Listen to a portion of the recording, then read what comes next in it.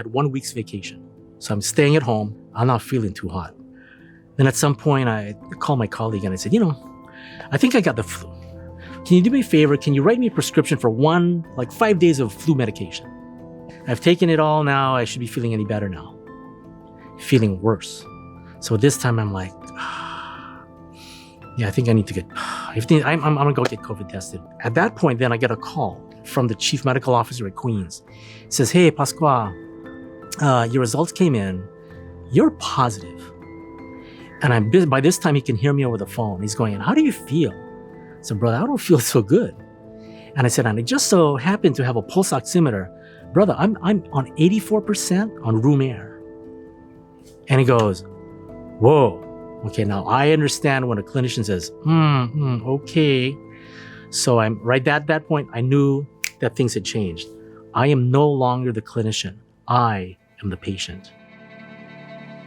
So I end up in the ICU, and there is nothing to do except to trust 100% these strangers that are coming in to be with you. And if they're in full PPE now, okay? They're in full PPE, and all you can do to be the best patient is to comply. And then I remember, usually if they want to come into your door, they knock on the door.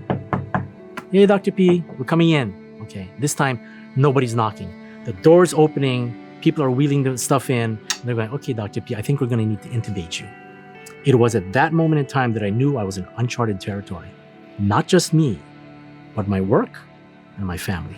And they put in the IV, they push in a sedative to calm you down, they push in an analgesic to take away your pain, then they give you an amnesty to take away your memory, and the last thing that they do before they put you under is they give you muscle paralysis. They're going to paralyze your muscles of breathing so that you cannot, without putting on you on the breathing machine, you cannot breathe. You're out. Now, when a person says that they're out, it doesn't mean that you go out and then it's done and you wake up after a long blink and you look up at everybody and you say, wow, what did I miss? It's nothing like that, okay? This is a chemically induced anesthesia and your body is processing this at the same time. So you go in and you go out of consciousness. You don't forget who you are. You remember that you have a family that loves you, you've got a work to go to, and you've got, as in my case, there's a song that I was supposed to sing on Sunday for Easter. How am I going to sing that song? Oh my goodness. Meanwhile, I'm in this very, very odd place.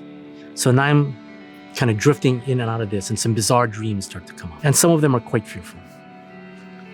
And I'm trying to think courageous thoughts, but they all abandon me. So I'm thinking, one of the things which really sucks is I'm supposed to sing a song for church on Sunday, on Easter Sunday. How does that song go again? And I'm singing. How does that melody go again? Da, da, da, da, da, da, da. Oh, I know how the chorus goes. Da, da, da, da, da. Be not afraid. Da, da, da, da, da, da, da. Be not afraid. Okay, I remember that chorus. Be not afraid. And the chord progressions, and I'm remembering that. Be not afraid. So while I'm still experiencing this despair and this hallucination and kind of coming out of things, there's that song there, Be Not Afraid. And that became it, Be Not Afraid. Be not afraid, okay? We don't know which ways this is going, okay? You can be fearful, but you can be the spirit, but don't be afraid, okay? Just do this, but get fear out of this, okay? Because once fear comes in, rationality walks out and it takes sympathy with it, okay? And that's what I tell people when I say, be not afraid. Do not be afraid of COVID, but respect it. And then I remember at some point falling asleep again and then waking up and kind of noticing that I was now in places that I could recognize as part of a hospital. I'm looking at the ceiling and I got a nurse next to me, but I feel exhausted. I was intubated and ventilated for 10 days. And in those 10 days, I lost 25 pounds. You can't even fight gravity. I needed help to sit me up. Keep in mind that you are in intensive care. There are no visitors.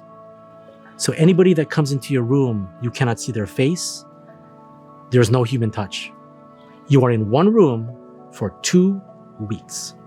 And you can't get up to go to the bathroom without any help. Okay.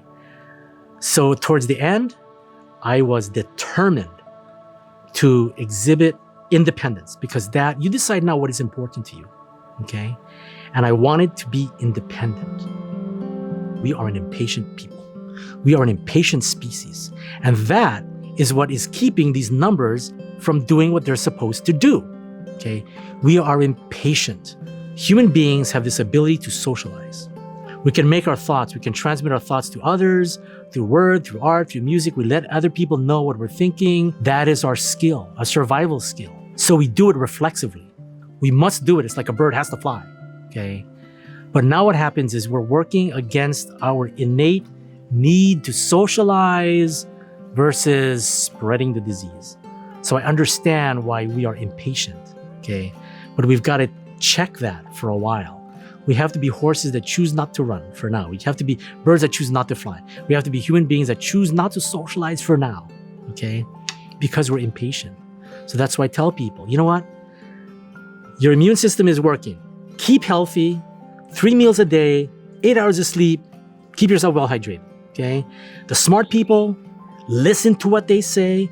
The scientists will tell you why you should do this. What do the scientists have so far? Put on your mask, social distance. Got this. Anything on top of that, icing on the cake. But at least that